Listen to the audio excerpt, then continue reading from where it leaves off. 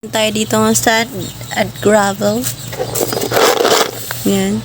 Ang purpose niyan para Buhaghag at may drain ang water sa pot.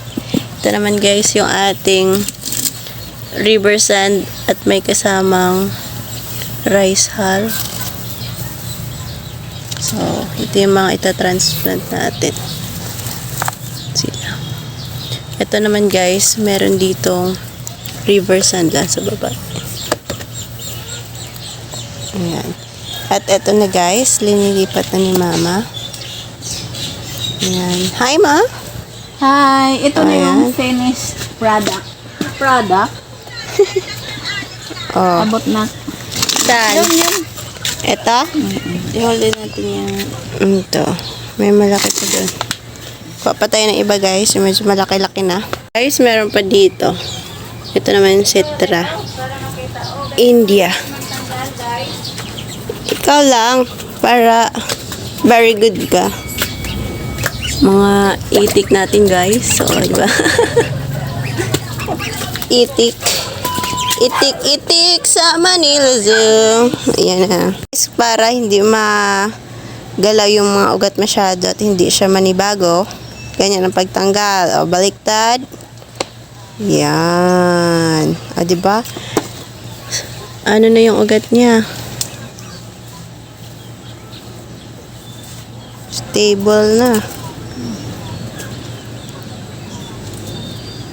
Very good yung seller.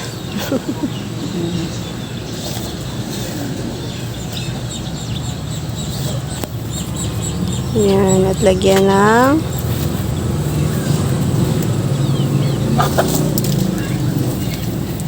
mix soil. Huwag na siyang galawin yung lumang lupa para hindi siya mamamatay.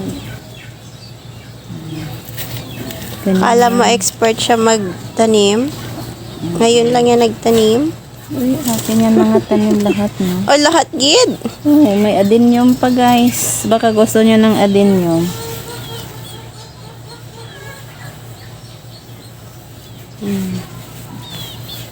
Huwag ka talagyan yun ng Yung cuttings namin, guys. cutting sa adenium, di ba? Hindi yung cuttings ng ating bougainvillea. Yan. Kasi nung nag-learn pa lang kami magpatubo ng mga bougainvillea, nag-start kami sa cuttings. Ito naman, guys, binili namin to. Para may katingan. Para may katingan kami. So, yan yung mga magiging mother plant. Ayan. Yan sila.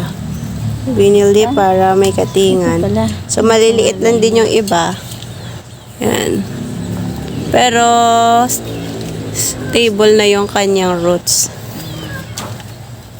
Ito, medyo malaki, oh. So, depende lang din. May malaki, may maliit.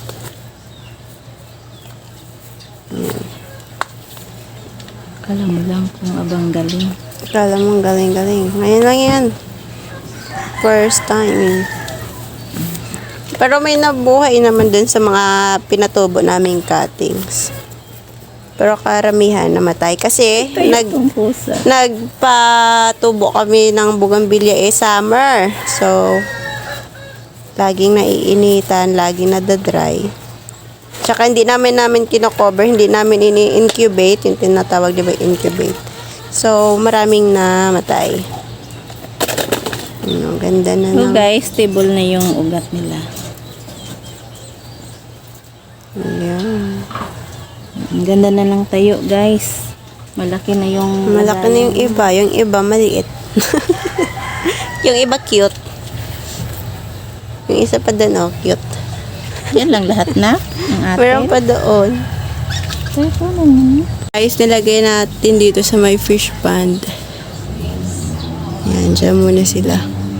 Habang pinapa-incubate. Pinapatubo pa lang. Meron kasi ditong shading. Ayan.